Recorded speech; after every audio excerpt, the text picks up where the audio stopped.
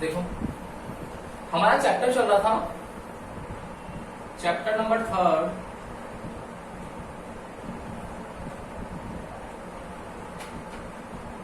Current electricity.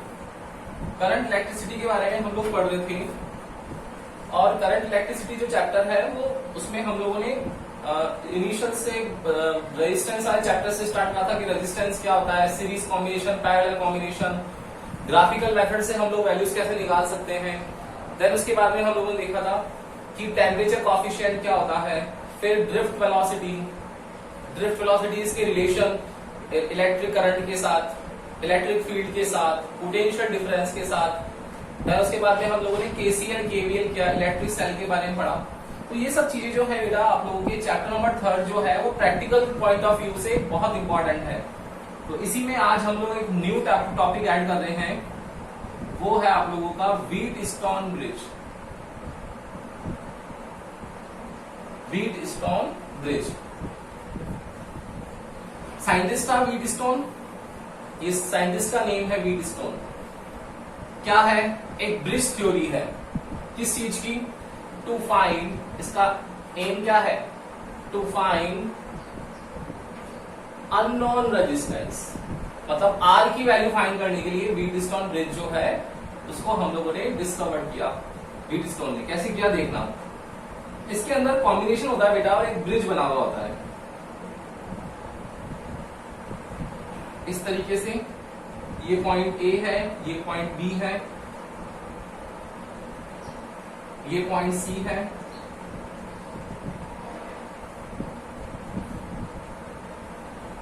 और ये वाला पॉइंट डी है। पॉइंट बी एंड डी के बीच में एक स्विच कनेक्ट होता है और एक गैल्वेनोमीटर कनेक्ट होता है। ओके, ये जो रेजिस्टेंस है इसको नाम दे दिया हम लोगों ने R1, इसको दे दिया R2, इसको दे दिया R3, इसको दे दिया R4। ओके, और हम लोगों ने कनेक्ट कर लिया इसको आउटर सप्लाई से। एक आउटर सप्लाई में हम लोगों ने सेल और बैटरी लगा दिया, एक बाहर से स्विच लगा दिया जो उसको सप्लाई को कंट्रोल करेगा। सप्लाई को कंट्रोल करने के लिए ये वाला स्विच है, और सर्किट को कंट्रोल करने के लिए K' स्विच है। ओके, क्या होगा बेटा देखना। सब जने यहां पर देख करके बताओ, आप लोगों ने रेजिस्टेंस वाला कॉम्बिनेशन पढ़ रखा है, क्या मतलब है इसका?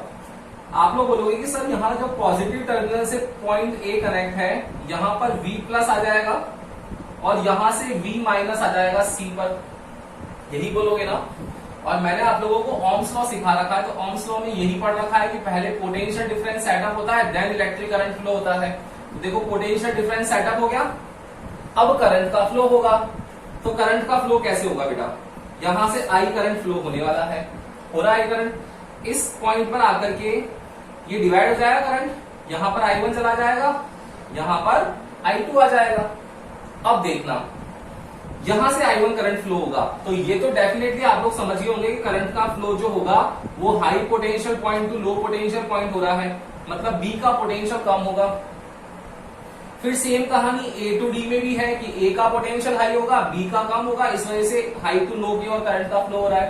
ओके, तो अब पॉइंट B पर और D पर अब देखना, दो करंट आ गए, B पर ये आ गया, D पर ये आ गया। अब क्या क्या पॉसिबिलिटी है बेटा कि पॉइंट B वाला जो करंट है वो एक जाए कहां पर, R2 में, और एक जाए कहां पर, इस ब्रांच में, गैल्वेनोमीटर वाली ब्रांच में। सेम कहानी D पर भी तो है कि D वाला जाएगा एक बार R4 में, और हो सकता है एक बार चला जाए ऊपर। तो देखो पॉइंट B और D पर ऐसी कंडीशन हो गई क्या कि दो करंट आपस में भिड़ जाएंगे, होगा ना ऐसा कि दोनों करंट ऑपोजिट डायरेक्शन में है, तो यहां तो करंट की डायरेक्शन डिसाइड ही नहीं कर पाएंगे, मतलब ये वाला करंट फ्लो होगा या ये वाला करंट फ्लो होगा, वो सिचुएशन पे डिपेंड करेगा। तो हम लोगों ने क्या करा है, इस व्हीटस्टोन ब्रिज के अंदर एक कंडीशन को इंपॉर्टेंट मान लिया है, क्या कि करंट का जो फ्लो होता है, flow of current will be from high potential point to low potential point। HPP to LPP होता है करंट का फ्लो। तो यहां पर इसका मतलब अगर B टू D की ओर फ्लो हो रहा है तो पोटेंशियल B का ज्यादा होगा, तभी तो D की ओर फ्लो होगा। और अगर D टू B हो रहा है इसका मतलब D का पोटेंशियल ज्यादा होगा, तब B की ओर फ्लो हो रहा है। तो कंडीशंस क्या क्या आ गई? फर्स्ट कंडीशन आ गई बेटा कि potential of B is greater than potential of D। क्या होने वाला है इस केस में कि VB जब ज्यादा होगा तो करंट का फ्लो क्या होगा? फ्रॉम B टू D होगा। तो यहां पर करंट जो फ्लो होगा, I करंट, वो कैसे फ्लो होगा? From B to D। Okay, तो डिफ्लेक्शन जो होगा गैल्वेनोमीटर में वो शो होना चालू हो जाएगा। क्लियर? नाउ सेकंड कंडीशन में अगर पोटेंशियल जो है D का वो ज्यादा हो जाए B से, तो इस बार जो करंट का फ्लो होगा वो कैसे होगा? फ्रॉम D टू B होगा। तो इस बार जो गैल्वेनोमीटर में डिफ्लेक्शन होगा, गैल्वेनोमीटर में डिफ्लेक्शन होगा, डिफ्लेक्शन इन G मीटर क्या होगा? Will be in opposite direction to the previous one. जो पहले वाला था उससे क्या होगा? अपोजिट डायरेक्शन में डिफ्लेक्शन शो हो जाएगा। तो यहां पर तो आकर के हम लोग फंस गए कि भाई B को ज्यादा माने या D को ज्यादा माने। तो हम लोग जब डिसाइड नहीं कर पा रहे तो हम लोग क्या करें कि थर्ड सिचुएशन और है हमारे पास कि VB और VD का पोटेंशियल इक्वल कर लो। और पोटेंशियल इक्वल कर लिया तो बताओ बेटा ये इक्वी पोटेंशियल वाला केस हुआ या नहीं हुआ? हुआ क्या? और इक्वी पोटेंशियल में पोटेंशियल डिफरेंस होगा क्या? नहीं होगा। पोटेंशियल डिफरेंस जीरो होगा तो करंट की वैल्यू भी क्या होगी? जीरो होगी। इट मींस अब जो ब्रांच BD है, इस ब्रांच BD में कोई भी करंट फ्लो नहीं होगा। करंट की वैल्यू क्या होगी? जीरो होगी। मतलब इस ब्रांच का कोई एग्जिस्टेंस रहा क्या? नहीं रहा। इसका मतलब क्या हुआ कि जैसे ही करंट आएगा फ्रॉम A टू B, तो अब उसको सोचना नहीं है कि वो B टू D जाएगा, वो डायरेक्ट कहां जाएगा? फ्रॉम B टू C जाएगा। और जो A टू D आएगा उसको सोचना नहीं है कि वो D से B की ओर जाएगा, वो डायरेक्ट कहां जाएगा? D टू C जाएगा। देखो तो B टू C आ गया, D टू C आ गया, अगेन दोनों करंट मिल गए। तो ये करंट कितना आया? I1 गया था, I1 आ गया, I2 गया था, ये I2 आ गया, और अगेन I1 प्लस I2 मिलकर के कंप्लीट कितना हो गया? I हुआ नहीं हुआ, ये वापस स्विच तक आ जाएगा। यस और नो? समझ में आ गया ये? बोलो भाई, यस और नो? समझ आ गया ना? इजी है ना? देखो भाई, पोटेंशियल A से पोटेंशियल C की ओर जा रहा है, यहां पोटेंशियल A टू D और D टू C।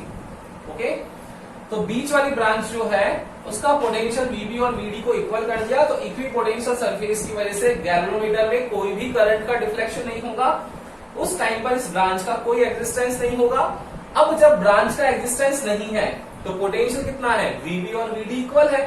तो VB और VD अगर इक्वल हो जाए तो रेजिस्टेंस का रेशियो क्या आएगा? क्यों? क्योंकि हमको क्या करना है? अननोन रेजिस्टेंस फाइंड करना है। तो क्या करेंगे अब हम लोग? एक बार इसका स्क्रीनशॉट ले लो, फिर इसका डेरिवेशन करते हैं फटाफट से। ले लो इसका स्क्रीनशॉट। दे दिया? अब देखना, अब यहां पर आप लोगों को डेरिवेशन करना है बेटा। कैसे कर सकते हो आप लोग?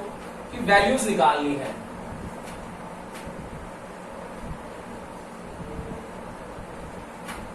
VB इक्वल्स टू VD है, तो because VB equals to VD, तो इस VB इक्वल्स टू VD में यहां पर हम लोग इस ब्रांच को एलिमिनेट कर सकते हैं।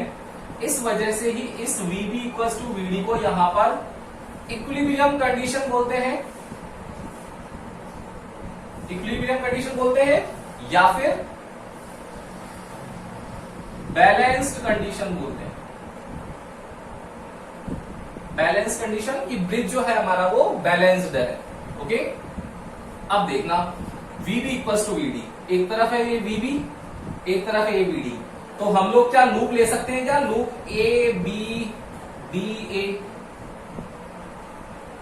In loop A B D A, इस loop A B D A में क्या होगा बेटा कि B और D के अलावा एक पोटेंशियल किसका है? इस A का है। तो A का पोटेंशियल बताओ B और D से ज्यादा है या कम है? ए का पोटेंशियल बी और डी से ज्यादा है या कम है? बोलो बोलो भाई, अरे इजी है ना। ए का पोटेंशियल ज्यादा होगा तभी तो करंट ए टू बी और ए टू डी फ्लो करेगा। भाई ए का पोटेंशियल ज्यादा होगा तभी तो ए टू बी और ए टू डी फ्लो करेगा। तो ए का पोटेंशियल क्या होगा? ज्यादा होगा। तो क्यों ना मैं इस इक्वेशन में से दोनों इक्वेशन को मल्टीप्लाई कर लू विद माइनस साइन। देखो माइनस वीबी माइनस वीडी, ऐसा कर सकते हैं क्या? कर ले। और इसमें अब मैं वीए ऐड कर दू दोनों तरफ, तो कितना हो जाएगा? अगर मैं ऐड कर लू वीए को, प्लस वीए माइनस वीबी हो गया। यहां भी मैंने वीए को ऐड कर लिया, माइनस वीडी हो गया। देखो ऐसा कर सकते हैं। ऐसा करते ही पोटेंशियल डिफरेंस आ गया in between A and B and A and D. और उसके बीच में कितना है पोटेंशियल डिफरेंस? कि भाई जो रजिस्टर है उसी पे तो पोटेंशियल डिफरेंस होगा। तो V इक्वल टू कितना होता है? I R. तो यहाँ कितना हो जाएगा? I1 R1। यहाँ कितना हो जाएगा? I2 R3। ये आपके पास कंडीशन आ गई, फर्स्ट कंडीशन। ओके, अगेन अब B और D किसके लिए है? इस C के लिए भी है। तो अगेन VB इक्वल टू क्या है? VD है। तो यहां C है। अब बताओ B का पोटेंशियल ज्यादा है, D का ज्यादा है या C का है? B और D का ज्यादा होगा तभी तो करंट फ्लो C की तरफ हो रहा है। तो अब हम लोग क्या करें? सब्ट्रैक्ट कर सकते हैं क्या इसमें C को? देखो VB minus VC, VD minus VC, ऐसा करते ही क्या फर्क पड़ा क्या कोई इक्वेशन पर? नहीं फर्क पड़ा, लेकिन पोटेंशियल डिफरेंस आ गया। तो कितना आ गया बेटा? I1 R2, ये I1 R2, और ये VD minus VC I2 R4, ये I2 R4। ये अपने पास आ गया, इक्वेशन सेकंड आ गई। क्या कर सकते हैं हम लोग? दोनों इक्वेशन को क्या डिवाइड कर सकते हैं क्या? बिल्कुल कर सकते हैं। तो कितना आ जाएगा? दोनों इक्वेशन को डिवाइड कर लो। Equation 1 is divided by equation second. तो I1 R1 upon I1 R2 equals to I2 R3 upon I2 R4। ये देखो I1 I2 कैंसिल हो गया, तो आ गया R1 upon R2 equals to R3 upon R4।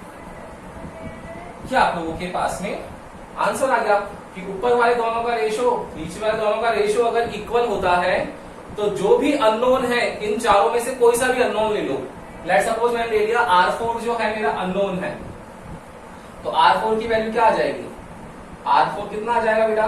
इसको ऊपर लिया हो तो R3 upon R1 into R2। किसी केस में हो सकता है कि कुछ और अननोन हो, तो जब भी कोई अननोन हो तो उसको हम लोग इस व्हीटस्टोन ब्रिज की हेल्प से फाइंड कर सकते हैं।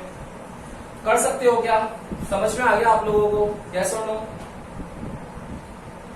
Yes sir. सबको आ गया ना? इजी है ना? बहुत इजी है। बस इसका स्क्रीनशॉट ले लो। एक मैं क्वेश्चन करवाता हूं आप लोगों को, उससे पूरा 100% समझ में आ जाएगा।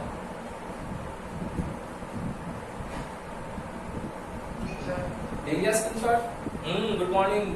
अरे तुझे कहा था यश?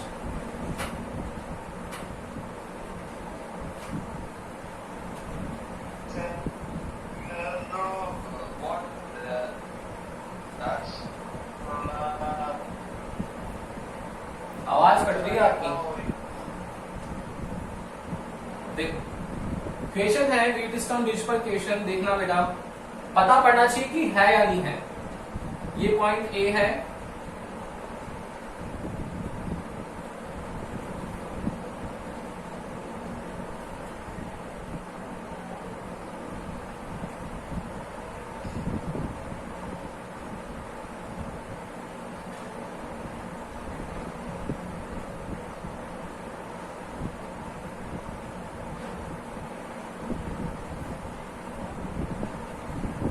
ये क्वेश्चन आया आप लोगों के एग्जाम में और बोला जाएगा आप लोगों को फाइंड द इक्विवेलेंट रेजिस्टेंस। अब आ गया क्वेश्चन, बताओ क्या करोगे? क्या करोगे? सबको है ना? देखो सबको दिख रहा है। मैंने आप लोगों को रेजिस्टेंस को सॉल्व करवाने के बहुत सारे क्वेश्चंस करवाए थे। सर्कुलर मेथड करवाया था, वायर प्रॉब्लम करवाई मैंने आपको, स्टार नेटवर्क करवाया आप लोगों को मैंने, इन्फिनिटी नेटवर्क करवाया आप लोगों को मैंने। उसी में एक रेजिस्टेंस को फाइंड करने का एक मेथड और आ गया व्हीटस्टोन ब्रिज, कि व्हीटस्टोन ब्रिज की हेल्प से भी फाइंड कर सकते हैं क्या? तो आपको जब भी ऐसा दिखे बेटा, सबसे पहले आप लोगों को ये सोचना है कि मेरा रेजिस्टेंस का रेशियो सेम आना चाहिए। अभी तक जो मैंने प्रीवियस क्वेश्चंस करवाए थे, आप लोगों ने नोट किए होंगे, उसमें देखना कभी भी मैंने रेजिस्टेंस की वैल्यू आप लोगों को प्रपोर्शन में नहीं दी। यहां पर लेकिन वैल्यू में आपको क्वेश्चन में प्रपोर्शन में है। देखो यहां पर 5 और 10, 5 और 10 का रेशियो कितना आएगा 1/2, और 2 और 4 इसका रेशियो भी कितना आएगा 1/2। तो जब दोनों का रेशियो 1/2 आ रहा है, मतलब यहां का और यहां का रेजिस्टेंस इक्वल है, यहां का और यहां का रेजिस्टेंस इक्वल है। कब होगा? जब यहां का पोटेंशियल और यहां का पोटेंशियल दोनों क्या होंगे, इक्वल हो जाएंगे। और जब दोनों का पोटेंशियल इक्वल हो जाएगा तो बताओ करंट जाएगा क्या इसके अंदर? कोई करंट नहीं जाएगा इस ब्रांच में। तो अब कितना बच गया? ये दोनों किस में दिख रहे हैं? देखो वापस अगर मैं इसको रिकंस्ट्रक्ट कर लूं तो क्या होगा बेटा, ये पॉइंट ए, ये 5 ओम, ये 2 ओम, ये 10 ओम, ये 4 ओम। बताओ कोई दिक्कत है क्या किसी को सॉल्व करने में? कितना इजी हो गया देखो। क्या होगा 5 और 2, 5 और 2 दोनों किस में है? सीरीज में, तो 7 ओम। 10 और 4 किस में है? सीरीज में, तो 14 ओम। दोनों किस में है? पैरेलल में। तो क्या हो जाएगा 1/RP equals to 1/7 plus 1/14। LCM आएगा 14, 7 2 जा और 14 1 जा, तो 3/14। तो आरपी की वैल्यू आ जाएगी 14/3 ओम। यस और नो? कर लोगे क्या? Yes sir. सब जने कर लोगे ना? Yes sir. अच्छा, अब मान लो इसी क्वेश्चन में आप लोगों को देखो दूसरे टाइप का क्वेश्चन होता है, पैटर्न 2। उस टाइप 2 के क्वेश्चन में क्या है? 5 और 2, यहां पर भी 2, यहां 10 ओम। अब यहां पर आपको आर अननोन दे देता, तो बताओ क्या हम लोग निकाल सकते हैं क्या? अभी निकाल सकते हैं ना बेटा। देखो 5/2 क्या होता है ratio? R1/R2 equals to R3/R4। तो क्या हो जाता 5/10 इक्वल्स टू 2/R। निकाल लेते इससे, 5 1 जा 2, 5 2 जा 10, और R की वैल्यू निकालनी है तो R कितना आ जाता 4 ओम। यस और नो? कर लेते ना भाई ऐसा हम लोग। Yes sir. देखो 4 ओम दे रखा था मैंने, है ना? तो हम लोग ऐसे भी कर सकते हैं कि अननोन रेजिस्टेंस गिवन हो, या फिर व्हीटस्टोन ब्रिज की फॉर्मेशन में आपके पास क्वेश्चन आए। तो इजी क्वेश्चंस होते हैं, डरने की बात नहीं है। और अभी कुछ पिछले 2-3 सालों से आप लोगों के ऐसा क्वेश्चन नहीं आ रहा है व्हीटस्टोन ब्रिज पर बेस्ड, ठीक है ना? तो इसके आगे अब हम लोग एप्लीकेशन करते हैं इसकी, कि व्हीटस्टोन ब्रिज की एप्लीकेशन क्या क्या हो सकती है। तो अब है इसमें next heading, applications of Wheatstone bridge. ये एप्लीकेशंस ऑफ व्हीटस्टोन ब्रिज में आप लोगों के 2 एप्लीकेशंस है टोटल। फर्स्ट है यहां पर पीओ बॉक्स, इसको बोलते हैं पोस्ट ऑफिस बॉक्स। सेकंड होता है आप लोगों का मीटर ब्रिज। ये 2 ही एप्लीकेशन है। इसमें से बेटा ये जो पीओ बॉक्स है ना, पोस्ट ऑफिस बॉक्स, ये आप लोगों के सिलेबस से हटा दी गई है। तो आप लोगों को पीओ बॉक्स के बारे में पढ़ना नहीं है, लेकिन ध्यान तो रखना ही है ना कि भाई एप्लीकेशंस होती है व्हीटस्टोन ब्रिज की। तो एक पीओ बॉक्स होती है, एक मीटर ब्रिज होती है। तो अब आपके सिलेबस में मीटर ब्रिज है, हम लोग मीटर ब्रिज के बारे में पढ़ेंगे। वही पूरा का पूरा practical, as it is practical आप लोगों के वहां पर भी है। तो यहाँ का क्वेश्चन प्लस प्रैक्टिकल का 8 मार्क्स का मेजर प्रैक्टिकल, वो यहीं से आता है। ठीक है, तो स्टार्ट करते हैं मीटर ब्रिज। मीटर ब्रिज का फॉर्मेशन कैसा होता है वो आप लोगों को देखना पड़ेगा। बहुत इजी सा है, आप लोगों ने देखा भी होगा प्रैक्टिकल लैब में। एल शेप, यहां पर आप लोगों के पास में कंडक्टिंग प्लेट्स होती है। ये एल शेप कंडक्टिंग प्लेट्स है। इन दोनों एल शेप कंडक्टिंग प्लेट्स के बीच में ये पैरेलल प्लेट्स होती है, और पैरेलल प्लेट्स के साथ में एक आप लोगों के पास में कनेक्ट होता है मीटर। देखो ये वायर आप लोगों के साथ में 1 मीटर वायर कनेक्ट हुआ रहता है यहां पर, ये 1 मीटर वायर। तो देखो आप लोगों को ये एल शेप दिख रहा है, ये एल शेप,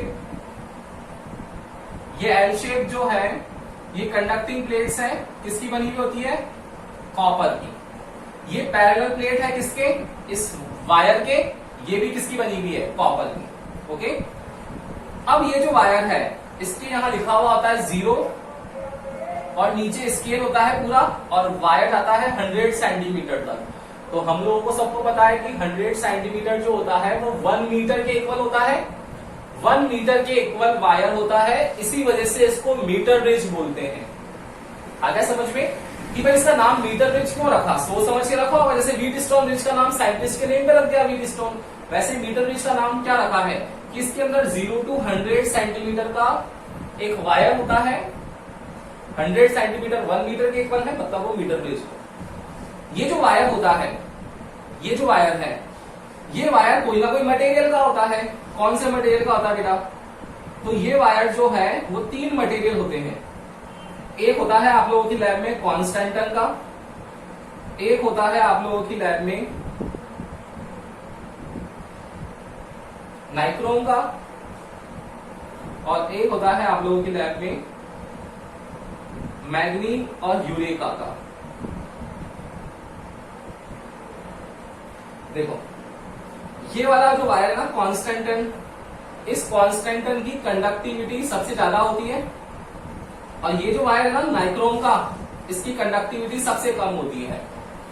तो बताओ यहां पर हम लोगों को करंट का फ्लो करवाना है तो कंडक्टिविटी अच्छी होनी चाहिए, खराब होनी चाहिए? अच्छी होनी चाहिए।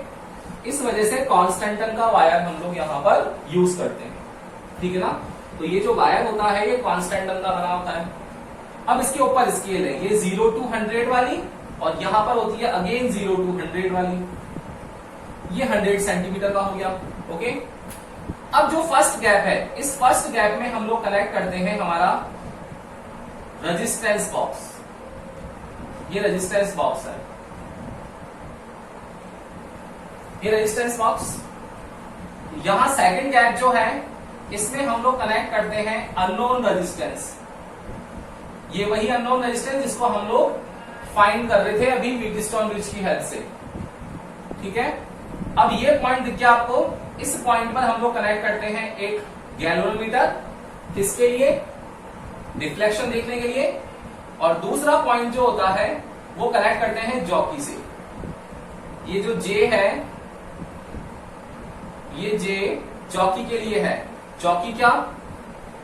अरे देखा होगा ना आप लोगों ने, घुड़सवारी करते हैं तो घोड़ा जो चलाता है उसको, इंसान को जॉकी बोलते हैं, है ना। तो वो जॉकी है। हाँ, तो जॉकी होती है ऐसा पॉइंटर टाइप का होता है बेटा, पॉइंटर। और उस पॉइंटर को हम लोग इस वायर पर डिफरेंट पॉइंट्स पे जब टच करते हैं ना, तो डिफरेंट पॉइंट्स पे टच करने पर वो डिफ्लेक्शन शो करता है गैल्वेनोमीटर में। जैसे आप टच करोगे तो कनेक्शन हो गया, कनेक्शन होते ही करंट का फ्लो होता है। तो इस वायर से करंट आता है इस जॉकी में, और जॉकी से जाता है जहां गैल्वेनोमीटर कनेक्ट है वहां पर, तो डिफ्लेक्शन शो हो जाता है हम लोगों को डायरेक्टली। अगर इसको आप लोग हटा के रखोगे तो टच ही नहीं है, तो कोई भी करंट डिफ्लेक्शन यहाँ पर गैल्वेनोमीटर में फ्लो नहीं होगा करंट का। ओके, अब देखना ये वायर है भाई, इस पर हम लोगों ने एक स्केल बना रखा है। काफी सारी बुक्स में ऐसा स्केल बना हुआ होता है।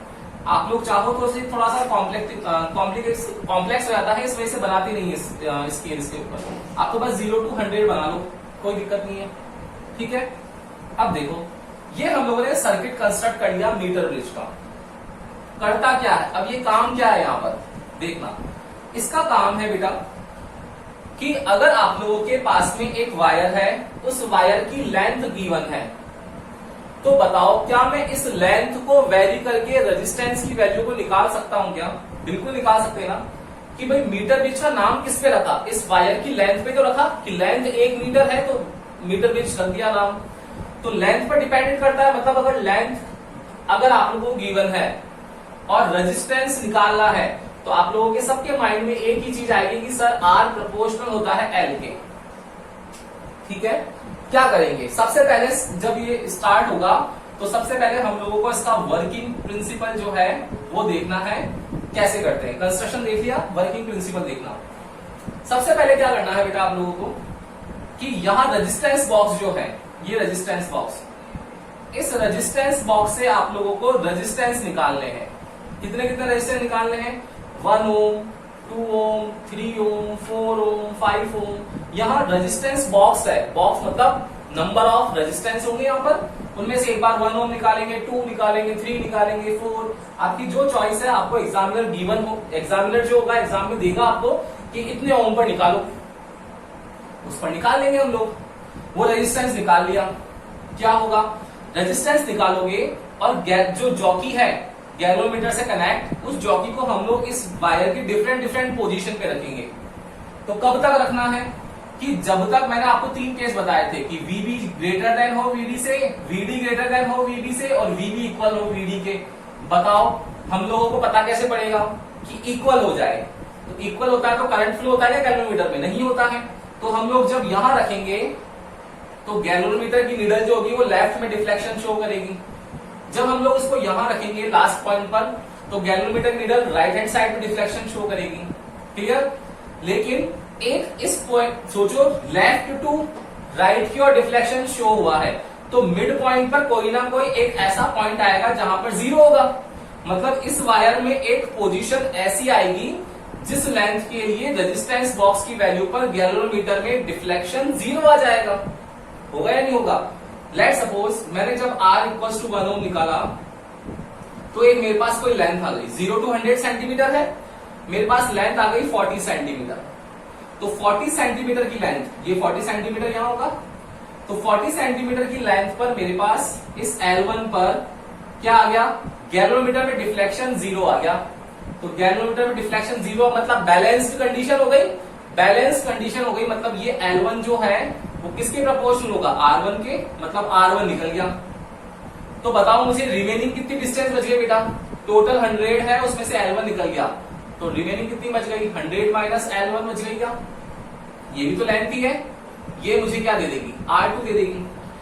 तो मेरी एक लेंथ L से निकल जाएगा R1, दूसरी 100 माइनस L लेंथ से निकल जाएगा मेरा R2, एक मेरा रेजिस्टेंस बॉक्स का दे रखा है मुझे, तो रेजिस्टेंस बॉक्स वाला मेरा हो जाएगा R3, और ये अननोन रेजिस्टेंस है, पता ही नहीं है मेरा, ये अननोन रेजिस्टेंस मुझे दे देगा R4। ओके, अब मैं वैल्यू निकाल सकता हूं।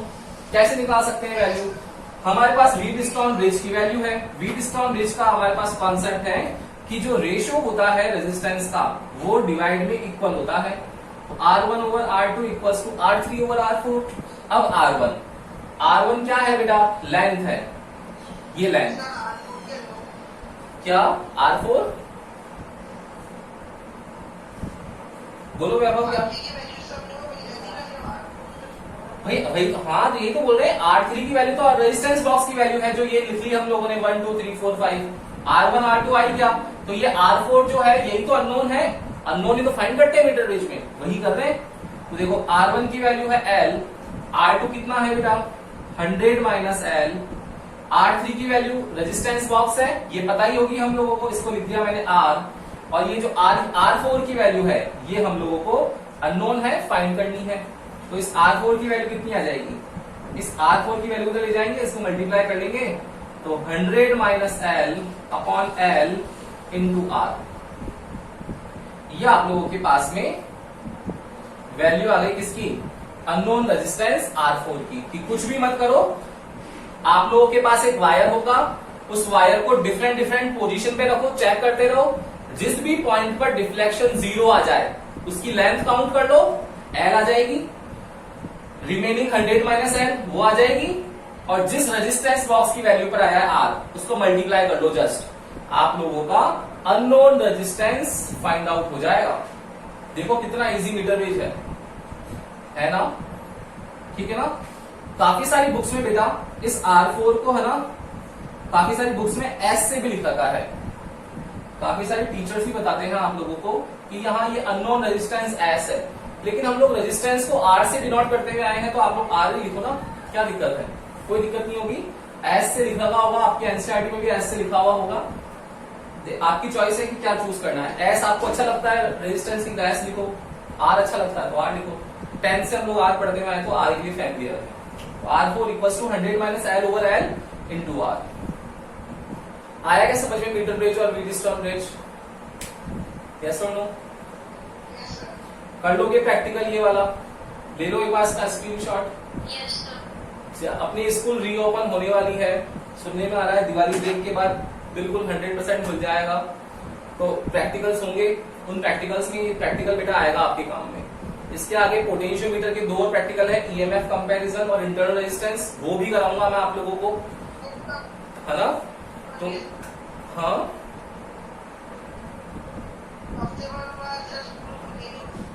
हाँ, सुनने में आ रहा है, देखो तो अच्छा है ऐसे स्कूल खुलते ही, क्योंकि आप लोगों के बेटा बोर्ड के एग्जाम है और बोर्ड में आप लोगों का ये मान के चलना कि कुछ भी हो जाए बोर्ड के एग्जाम सब होने वाले हैं। दूसरे स्कूल्स वाले तो दूसरी क्लासेस वाले हैं वो तो फिर भी जैसे सफल हो जाएगा, लेकिन बोर्ड का 10th और 12th का एग्जाम होने वाला है, तो थोड़ा सा मन लगा के पढ़ो, ईमानदारी से अच्छे से पढ़ो। जहां डाउट आता है बिना हेजिटेशन के आप लोग 24/7 कॉल कर सकते हो। हाँ,